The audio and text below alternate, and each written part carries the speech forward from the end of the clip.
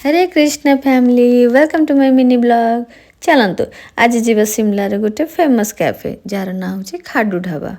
देखु are ambience किसी एमती ही अच्छी जो आपन को गोटे कम्प्लीटली देसी भाइब मिल बहुत ही पीसफुल एनवायरनमेंट।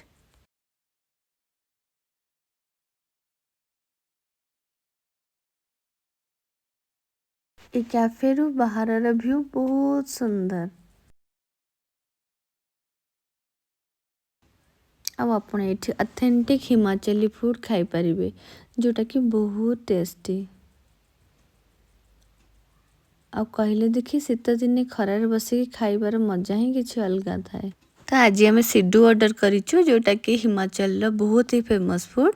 इटा बेसिकली सुपरफाइन अटार डो बना जाए कि ताको फर्मेंट करा जाए तापर से ड्राई फ्रूट्स रो स्टफिंग देकी स्टीम करा हुए। गोटे नमकीन सिड्डू से मगेइथिले आ मु मीठा सिड्डू खाऊची।